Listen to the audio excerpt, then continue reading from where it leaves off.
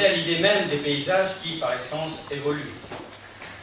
Elle peut aussi nous faire oublier que nous devons protéger, imaginer et édifier le patrimoine commun, le bien commun que nous laisserons aux générations futures. Cette journée doit nous permettre d'échanger autour de ces notions et des valeurs du patrimoine avec la présence de nombreux témoignages français et étrangers pour lesquels je remercie vivement les intervenants de leur présence. Je tiens à associer l'Association nationale des villes et pays d'art et d'histoire, co-organisatrice de ces rencontres, pour remercier chaleureusement le NIVL et l'École nationale supérieure de la nature et du paysage qui nous accueillent ce matin, et tous les intervenants de ce colloque.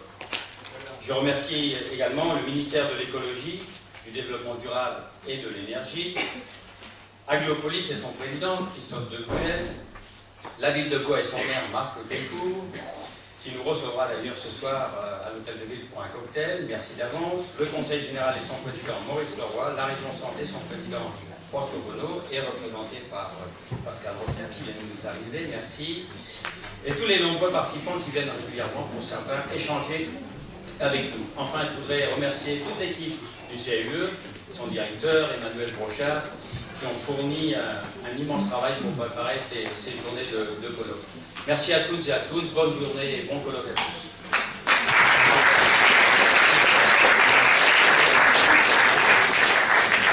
Je passe la parole à Sophie Métallier, maire de Beaulieu-les-Loges, représentante de l'Association nationale des villes, des pays d'art et d'histoire, des villes et des secteurs.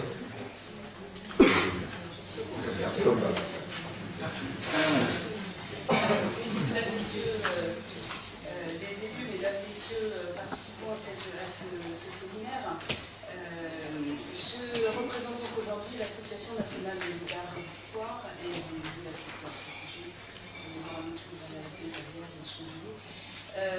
Cette association, qui a une envergure nationale, a donc lancé un travail depuis déjà un certain temps sur le paysage et a donc plus particulièrement créé un groupe de travail sur cette question du paysage, dont l'objectif est d'échanger sur les pratiques en matière de patrimonialisation des paysages.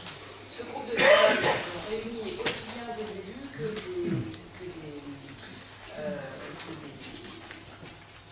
des techniciens, et donc permet d'échanger sur cette notion à plusieurs échelles. Afin de partager ces réflexions, l'association s'est engagée dans la réalisation d'un cycle de séminaires intitulé Paysage, lecture, vision publique, dont le premier a eu lieu l'année dernière à Villers. Cette année, donc, la LVPH organise avec le CAUE 41, Aglopolis, la Ville de Blois et l'École nationale supérieure de la nature et du paysage, le deuxième volet de ce cycle qui s'intitule Paysage entre quotidien et patrimoine. Avec ce groupe de travail et ces rencontres, l'association souhaite renforcer les liens entre les acteurs du paysage et partager les expériences en matière de gestion et de mise en place de politiques publiques. Ce séminaire va donc être l'occasion de discuter de la patrimonialisation des paysages dans un contexte où le ministère de la Culture et le ministère de l'Écologie et du Développement durable et de l'Énergie élaborent deux lois, l'une qui concerne la refonte des outils d'urbanisme patrimonial et l'autre sur les paysages. Ces rencontres sont donc plus que jamais d'actualité et vont permettre de débattre de la patrimonialisation des paysages par le biais d'expériences aussi intéressantes qu'innovantes. Je rajouterai également que l'exposition actuelle qui se tient sur les murs, sur les grilles du Palais du Luxembourg à Paris, réalisées ce sont des photos de tous les secteurs, de toutes les villes à secteurs protégés de France, montre à quel point les notions de patrimoine et de paysage sont intimement liées et indissociables. Je terminerai en remerciant maintenant l'ensemble des acteurs de ce séminaire. Je commencerai bien évidemment par M. Marc Grécourt, maire de Blois, avec les services et en particulier Noël Bizet, le CAUE 41 et son président Jean-Marc Janssen, les équipes techniques du CAUE, je pense notamment à son directeur Emmanuel Brochard, pour la mise en œuvre du programme et l'organisation logistique, Aglopolis, la communauté d'agglomération de Blois et son président Christophe Dubreuil, ainsi que les services, la mission Val-de-Loire et sa directrice Isabelle Noguet, l'École nationale des musiques d'ingénieurs de Val-de-Loire, l'École nationale supérieure de la nature et du paysage et son directeur Marc Paramonte et les enseignants-chercheurs qui ont participé à la mise en œuvre du programme, et bien évidemment Marie-Lise Ortiz, directrice de la LVDH, et Mathieu Gibault, plus particulièrement impliqué dans l'organisation de ce séminaire. Merci.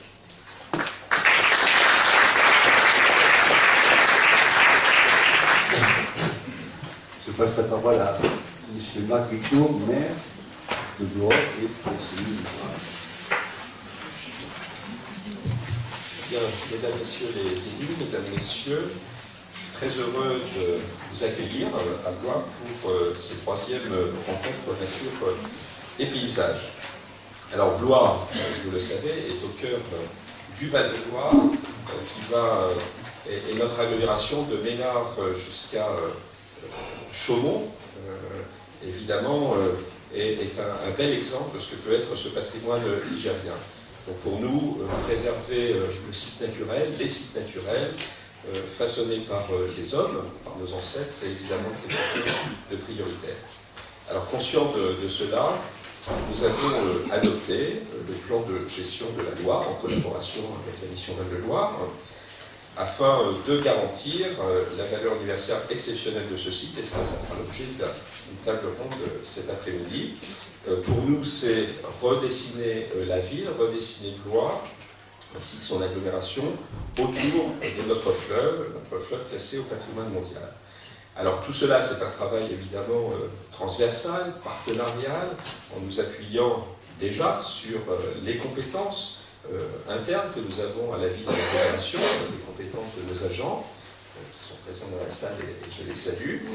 C'est nous appuyer également sur des prestataires extérieurs de façon, je dirais maintenant, systématique dans tous nos projets d'aménagement urbain, et pas seulement autour du fleuve, dans le cas du projet de rénovation urbaine également. C'est nous appuyer sur les compétences, les institutions, associations présentes ce matin, le CAUE évidemment, Ville d'Art et d'Histoire, la mission Val-de-Loire, et puis aussi sur notre École nationale supérieure de la nature et du paysage, et je salue les étudiants qui sont présents ce matin. Alors, pour la ville, c'est une préoccupation qui passe par la redéfinition des bords de Loire, pour que tous les Blésois, tous les Ligériens se réapproprient le fleuve, pas seulement en cœur de ville, mais de l'ancien barrage du lac de Loire à l'aval du pont François Mitterrand. C'est également une attention portée à la politique urbaine globale de nos collectivités, je le disais précédemment. La richesse de notre patrimoine urbain doit être préservée et valorisée au-delà de la Loire. C'est ce qui avait fait l'objet d'ailleurs à travers la convention avec la région d'une étude sur toute la période de la reconstruction d'après-guerre. Reconquête de notre axe central historique qui relie le quartier Gare au cœur de l'agglomération, passant par le pont Jacques-Gabriel et le sud de notre ville. Ce projet intègre également l'ensemble des quais de la Loire, dans la partie urbaine centrale de la ville, et à ce titre vise à concilier circulation automobile, les autres modes de déplacement lourd, tout en permettant de développer les balades avec vue sur le fleuve, toujours dans l'objectif d'une réappropriation. Sur la rive gauche du fleuve, avec le port de la Creusie, qui fut l'un de nos premiers chantiers, j'ai envie de dire, après 2008, pour réaménager cet espace en parc de promenade, de loisirs, qui accueille des moments culturels forts, et notamment sur la période estivale, et puis sur la rive droite, avec la piétonisation en période estivale pour l'instant, mais de façon durable à court terme, du port Mandas-France. Valoriser ce patrimoine, ce n'est pas seulement se préoccuper des espaces naturels et urbains, c'est également le faire connaître, et ça c'est tout un travail partenarial également, notamment avec Agropolis. Et dans ce but, Blois vient de lancer, il y a 15 jours, son application, son appli patrimoine pour smartphone et tablette. Donc c'est à destination évidemment des habitants du territoire, mais aussi, vous l'avez compris, des touristes de plus en plus nombreux. Elle a pour but de mettre en valeur toutes ces ressources architecturales et patrimoniales, de sensibiliser la population aux enjeux de l'évolution architecturale et d'offrir un support qui soit un support pédagogique. Alors, nous le savons tous, notre patrimoine naturel et architectural est évidemment un atout qu'on considère assez exceptionnel et que beaucoup nous envient. Le valoriser, c'est permettre de développer le tourisme, un tourisme de qualité. Et c'est vrai que l'accompagnement de la région, ça aurait été tout ce merveilleux programme Loire à vélo qui y contribue. Ça met en valeur l'histoire de Blois et de ses alentours, notre château bien sûr, des hôtels particuliers, l'urbanisme industriel, toutes ces singularités qui en font tout le charme, sans oublier, en termes de paysage urbain, tout ce qu'il y a au sud de la ville, et avec la reconquête de terres et la réimplantation d'activités maraîchères. Alors, à travers ces renouveaux du paysage urbain, en étant attentif à toujours mettre l'humain au cœur de ces transformations, en l'associant au projet, ça me semble évidemment essentiel, et bien c'est tout ça qui renforce notre identité. Donc à partir de tout cela, on peut, je crois, véritablement considérer que le paysage est véritablement bien notre quotidien à tous. Donc merci à vous de votre présence ce matin, de votre participation pour partager aussi nos expériences dans chacun de nos territoires. Merci à vous.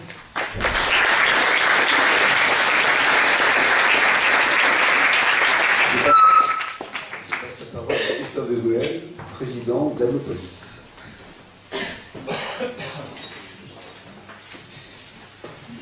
Mesdames et messieurs les élus, chers collègues, mesdames et messieurs les intervenants, mesdames et messieurs les participants, soyez les bienvenus à Blois, au cœur de ce patrimoine mondial reconnu par l'UNESCO. Alors l'ouverture d'un colloque ou d'un séminaire est toujours un exercice difficile parce que vous êtes venus pour échanger, vous êtes tous plus ou moins des spécialistes, et avant d'entrer dans le vif du sujet, vous devez subir les discours des officiels. Vous en avez 3 avant moi, il y en aura encore un après moi, donc rassurez-vous, notre martyr va bientôt être fini. Et puis, comme dans la salle, j'ai vu beaucoup d'étudiants de l'École nationale supérieure de la nature et du paysage, et je voudrais dire à ceux qui n'en sont pas que ce matin j'ai assisté à un exploit, parce que parmi les traditions, vous connaissez bien cette école intérieure, là j'ai entendu des petits rires sourires, à mon avis ce sont les étudiants, parce qu'ils vont voir où je veux en venir. Je veux dire que j'étais stupéfait, parce que je trouvais que les organisateurs nous avaient amené quand même à un horaire très matinal, 8h45 accueil, 9h début de nos travaux, et les étudiants de l'école étaient là à l'heure. Croyez-moi, c'est un exploit, c'est donc bien la preuve qu'ils peuvent être attentifs aux horaires.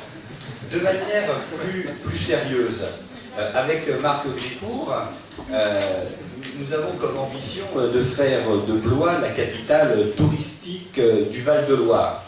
Cette capitale touristique du Val-de-Loire, elle renvoie évidemment au débat sur le paysage, le thème de notre journée, de nos 2 journées d'études, patrimoine, parce que c'est exactement ça, entre quotidien et patrimoine. Et j'allais dire évidemment, quand on dit Blois capitale touristique, ça renvoie un petit peu à l'histoire, non pas du paysage, mais à l'histoire des organismes qui s'intéressent au paysage, puisqu'en France, on en parlera peut-être tout à l'heure, les premières sociétés qui ont essayé de défendre le paysage avant que l'administration s'empare du sujet, c'est aussi bien la Société de protection des paysages de France que le Touring Club de France ou le Club alpin français. Donc on voit bien que ce débat entre tourisme et paysage, il est ancré dans notre histoire, et évidemment en accueillant aujourd'hui ces 4e rencontres, on essaye de développer cette particularité. Alors, je voudrais vous donner quelques éclairages pour vous montrer comment nous prenons à bras-le-corps ce sujet. Je voudrais d'abord évoquer un point très technique, mais comme nous avons affaire à des spécialistes dans cette salle, c'est sur les documents d'urbanisme. Nous essayons à l'échelle de l'agglomération avec nos amis de la communauté de communes de Chambord de mettre en place un SCOT assez ambitieux. J'en profite pour saluer donc Stéphane Vaudu, vice-président de l'ABLO, président du SIAP qui gère le SCOT. Pourquoi je cite le SCOT? Parce que nous avons souhaité que l'axe 1 de ce document, donc celui qui est le premier mis en avant, celui qui donne en quelque sorte l'identité de notre SCOT, s'appelle tout simplement le socle. Alors là, je me trompe toujours dans les... Pourtant, j'ai demandé à Stéphane Molus que je ne voulais pas me tromper sur l'appellation officielle, c'était le paysage, le socle de notre projet de territoire. Alors, ça peut paraître banal, mais si vous regardez comment les SCOT sont structurés, je crois que vous verrez dans quasiment aucun SCOT, je pense même qu'on est le seul, à revendiquer le paysage dès le début comme socle de ce projet de territoire. C'est quelque chose de très fort, c'est quelque chose de d'autant plus fort qu'actuellement l'Assemblée nationale et le Sénat travaillent dans le cadre de la loi ALUR sur notamment la mise en place des PLU intercommunaux, et que dans cette dynamique très compliquée, compte tenu, j'allais dire, de la manière dont beaucoup de maires s'accrochent à leurs PLU communaux, il y a des points importants sur l'articulation entre SCOT, PLUI, donc intercommunaux, PLH et PDU, plan de déplacement urbain. Donc nous, on revendique très clairement, à l'échelle des 68 communes qui constituent l'agglomération de Blois, ce paysage comme socle de notre territoire. Je crois qu'on peut en être assez fiers, et en tout cas, je voulais vous faire partager cette priorité. La deuxième chose qui traduit notre volonté de faire du paysage un axe fort de notre projet, c'est d'avoir répondu il y a quelques mois à l'appel d'offres du MEDE, le ministère en charge du paysage, donc le ministère de l'écologie, du développement durable et de l'énergie. Il y a donc eu un appel à plan de paysage, un appel d'offres à plan de paysage qui a été lancé. Il y avait au niveau national une centaine de dossiers en course, et nous faisons partie des 30 dossiers qui ont été retenus au niveau national. Là aussi, c'est quelque chose qui nous satisfait, c'est une première reconnaissance nationale, et ça va nous permettre de nous emparer davantage de l'objet paysage pour l'insérer dans nos pratiques et dans nos politiques publiques. Et même si le thème, je me retourne à nouveau vers la diapositive, même si le thème du colloque c'est entre quotidien et patrimoine, on verra que cette dichotomie, cette opposition, elle est en réalité beaucoup plus complexe, et de dire, comme on le fait nous-mêmes parfois dans certains de nos discours, il y a le patrimoine, et ici dans le Val-de-Loire, évidemment, c'est le classement UNESCO, et de l'autre, il y a le paysage du quotidien. On verra que, j'allais dire, les choses sont beaucoup plus imbriquées, beaucoup plus complexes, et que vouloir à tout prix dire, il y a ces deux paysages, le paysage du quotidien et le paysage patrimonial, ça nous amènerait, si on persistait dans cette vision des choses, à passer à côté de beaucoup d'enjeux. Il y a des intersections, il y a des zones tampons, il y a des difficultés à vouloir opposer ces deux paysages. Mais je pense que c'est l'objet de cette rencontre, c'est de voir comment il faut être subtil. Troisième dossier que je veux évoquer avec vous, toujours pour essayer de vous démontrer que le paysage fait bien partie de nos priorités, c'est un dossier qui est porté par la mission Loire, mais là aussi je pense qu'on va revenir dessus aujourd'hui. Je vois la directrice qui se dit, mince, Monsieur de Gruel va me piéger, il va essayer de me forcer la main. Il y a dans les projets de la mission locale la volonté de créer un centre d'interprétation du paysage. Pourquoi un centre d'interprétation du paysage? Parce que vous le savez bien, pour beaucoup de nos concitoyens, le paysage c'est une notion floue, c'est une notion abstraite, c'est une notion difficile, et il ne peut pas y avoir de politique publique en faveur du paysage si la population ne s'approprie pas ce qu'est le paysage. Et ce centre d'interprétation du paysage, donc qui fait écho évidemment au classement par l'UNESCO, ce serait une manière de montrer à nos populations, Marc Ricourt a évoqué tout à l'heure l'importance d'associer les populations à nos politiques publiques, donc ce serait avec ce centre d'interprétation du paysage, une volonté d'associer nos populations, et puis aussi les nombreux touristes qui viennent à vélo ou avec d'autres modes de locomotion découvrir ce paysage du Val-de-Loire. Donc c'est quelque chose pour lequel on se bat beaucoup. Les vice-présidents de la communauté d'agglomération sont très mobilisés. La décision n'est pas encore prise, on en est bien conscient. Nous savons que les deux présidents de conseils régionaux concernés le président du conseil régional du centre et le président du conseil régional des Pays de Loire sont attentifs, mais je crois qu'on a beaucoup d'atouts.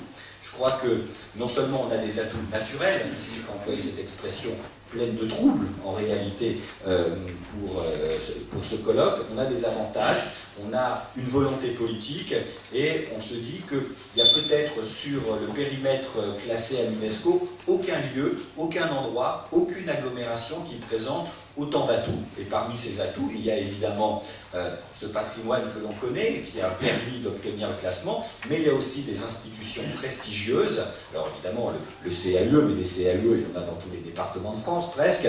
Mais il y a au moins deux institutions prestigieuses que je voudrais citer, effectivement. C'est l'École nationale supérieure de la nature et du paysage, qui offre et qui développe une expertise sur le territoire. Et puis, c'est aussi dans un autre registre, mais ça participe de l'attractivité de notre agglomération, c'est le domaine de Chaumont, avec le Festival international des jardins, mais aussi avec son centre d'art contemporain, d'art et de nature. Donc on a beaucoup d'atouts et on espère continuer à essayer de convaincre les deux présidents de région, le préfet de région, pour dire que si ce centre d'interprétation du paysage doit voir le jour, c'est bien à Blois que cela doit se passer.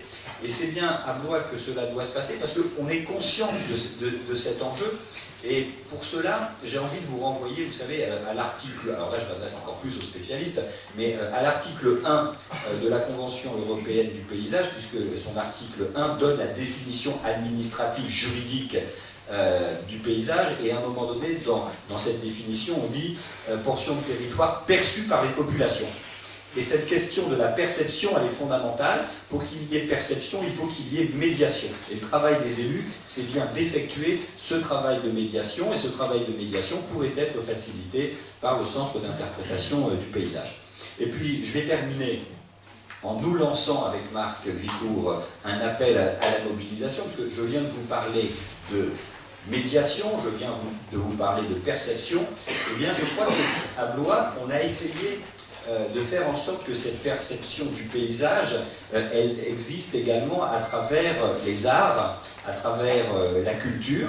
Alors paysage et culture, là aussi, ça peut être un thème de colloque, évidemment, il y en a même déjà eu de très nombreux. Mais à Blois, ce travail de médiation, on l'a déjà pratiqué à plusieurs reprises, notamment au château de Blois, à travers de grandes expositions. Je voudrais en citer que deux.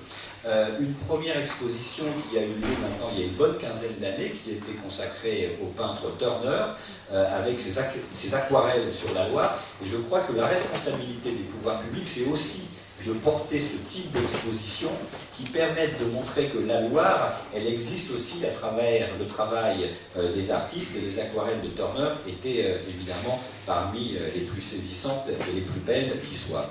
Et puis la deuxième exposition qui participe de ce travail de médiation, elle est plus récente, puisqu'elle a eu lieu, j'allais dire, sous nos mandats, c'est celle qui a permis de découvrir le travail, alors je ne sais pas s'il faut dire un architecte, d'un grand dessinateur, qui est Androuet du Cerceau. Le travail d'Androuet du Cerceau, évidemment, il est surtout connu à travers ses bâtiments, les plus excellents bâtiments de France. Et quand vous regardez son travail, ce n'est pas simplement les bâtiments qui sont mis en avant, mais c'est aussi les sites, les jardins. Et là encore, il est important que la population voit qu'on s'inscrit dans une histoire séculaire. Donc voilà, Marc, je pense que l'expo Turner, ça avait de la gueule. L'expo Androuet du Cerceau également. Eh bien, je crois qu'il faudrait que d'ici 1 ou 2 ans, nous ayons également une autre grande exposition. Je ne prends pas trop de risques en disant ça, parce que je crois que la conservation du château travaille à une exposition sur les jardins historiques. Et je crois que ce travail sur les jardins historiques, c'est aussi une manière d'adresser un message à nos publics, de dire, voilà, le paysage, c'est important, on s'en empare et on veut le faire partager au plus grand nombre, parce que sans partage du paysage, eh bien, il n'y a pas de paysage. Merci beaucoup.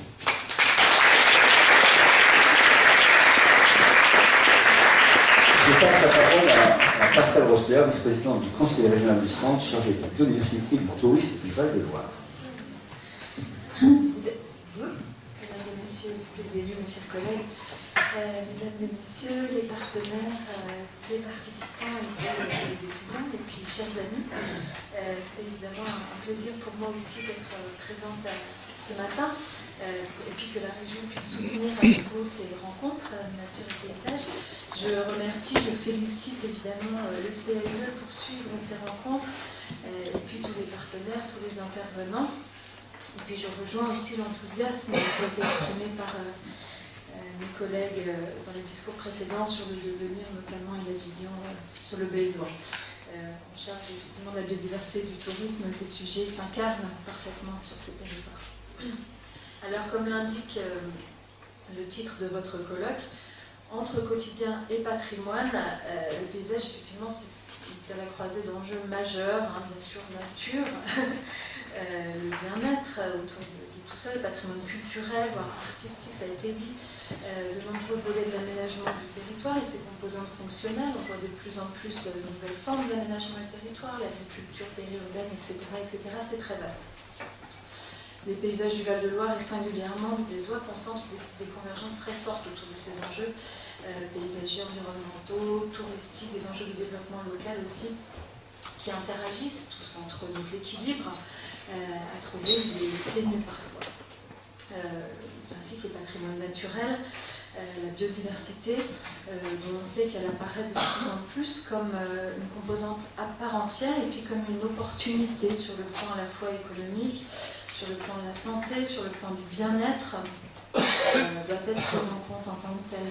Je voudrais faire un plaidoyer pour des services gratuits rendus par la nature dont on commence seulement à connaître la valeur immense, mais ces notions-là sont encore balbutiantes et très peu répandues dans la conscience collective. Je vais donner un seul exemple qui concerne la santé. Les capacités dépolluantes des végétaux sont immenses. On commence à mieux les connaître, elles sont d'ailleurs complémentaires entre les différents végétaux.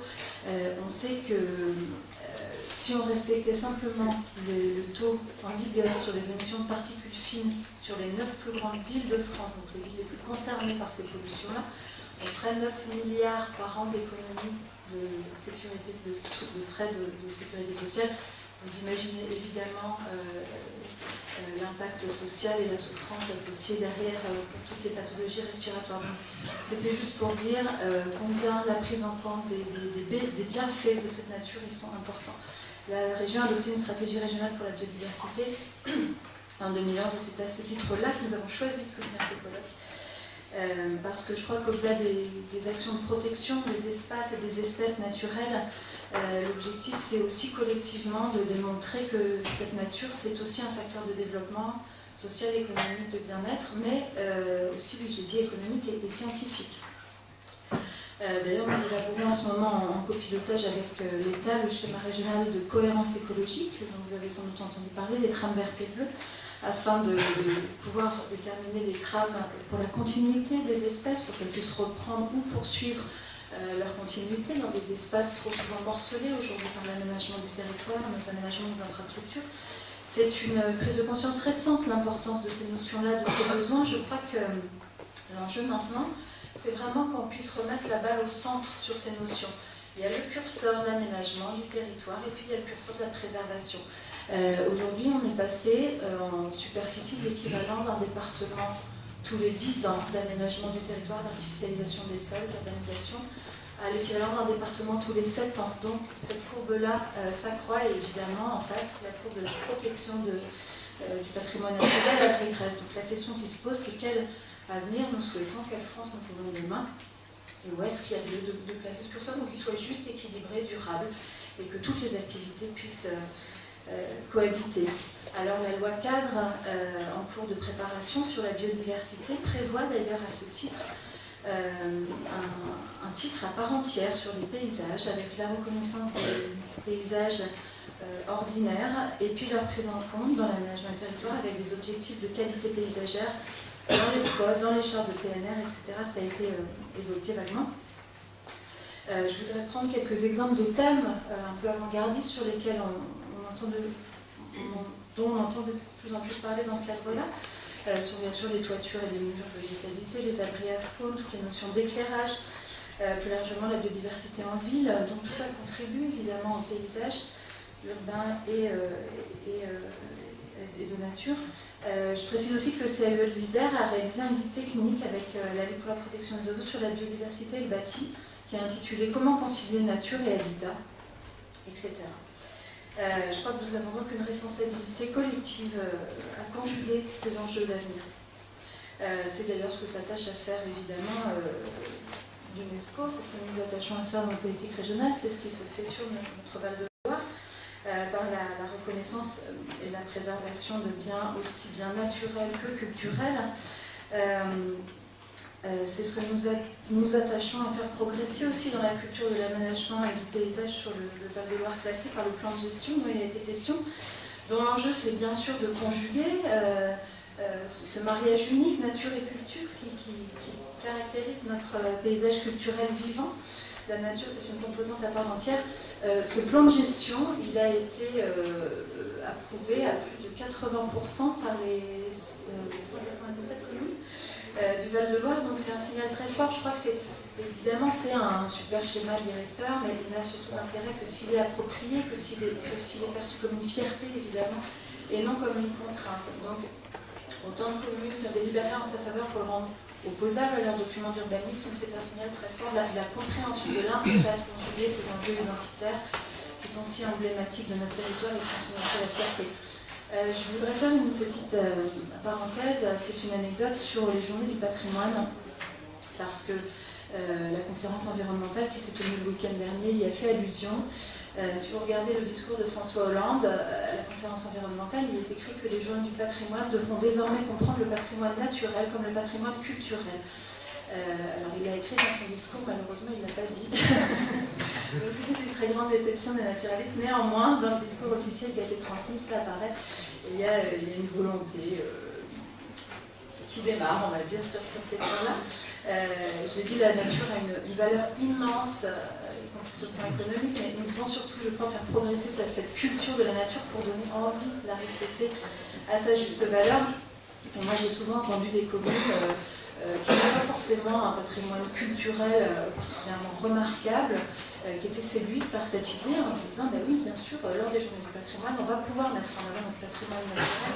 Et je crois que ça, ce sont des symboles qui ne coûtent rien, qui ne sont pas contraignants et qui sont des indicateurs forts de cette culture de la nature qui doit avancer. Un dernier mot pour revenir un petit peu sur les enjeux et le contexte local, parce que j'ai dit combien il nous semblait important de conjuguer ces enjeux dans les politiques régionales et bien sûr avec nos partenaires à tous les échelons infra. Je crois qu'en ces temps où les finances publiques vont plutôt décrescendo, on va dire, c'est vraiment essentiel. On a le devoir d'optimiser l'intelligence collective, les synergies, d'utiliser l'argent public en convergence et non pas parfois en opposition, comme ça peut arriver. Et puis bien sûr de soutenir les projets qui allient et qui conjuguent ces différents enjeux et intérêts. Alors avec le Blésois, ça se passe plutôt bien. Et je veux donc affirmer ici bien sûr notre volonté au président de la région et à moi-même de soutenir le projet du centre d'interprétation du Val-de-Loire. Il semblerait tout à fait opportun d'envisager sur le Blésois. Effectivement, la réflexion est en cours, mais nous regardons ça d'un œil tout à fait intéressé et attentif. Je crois que ce centre est effectivement vitrine de nos valeurs universelles d'exception, de leur paysage. Bien sûr, ne doit pas être un lieu hors sol, mais bien un lieu de vie, à la fois pour les habitants, pour l'appropriation, c'est l'objectif de la Nation Val-de-Loire, l'appropriation de ces valeurs universelles d'exception par les habitants, et puis bien sûr aussi par les touristes, ça a été dit, par tous les autres pratiquants de la Loire. Et puis il doit s'articuler avec les autres projets, il doit vraiment être à la croisée des autres projets. Il y a dans le Blésois un projet de nouvel aménagement de l'Observatoire de la Loire qui est aussi porté par Agropolis et également soutenu par la région.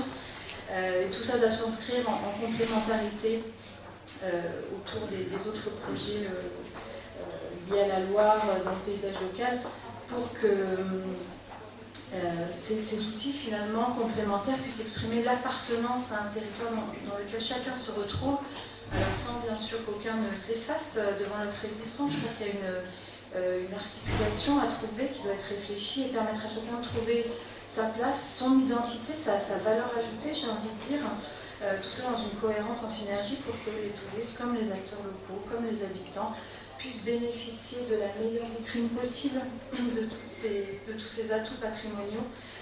Et puis, vous l'avez dit, s'approprier, vraiment devenir des ambassadeurs. On a un patrimoine exceptionnel, il y a une grande fierté à devenir des ambassadeurs de ce patrimoine nigérien. Donc, ce sont des projets très enthousiasmants. Voilà, je regrette, je ne pourrai pas rester avec vous pendant ces travaux. Nous sommes en session plénière au Conseil régional, mais je me réjouis beaucoup à la vue du programme et des intervenants de grande qualité que vous avez réunis. Je sais que tous ces sujets-là seront abordés, seront bien traités et que tout ça va encore faire avancer l'intelligence collective, évidemment, au service du bien commun. Donc je vous remercie toutes et tous et puis je vous souhaite de bons travaux constructifs le plus possible pendant ces 2 jours. Merci.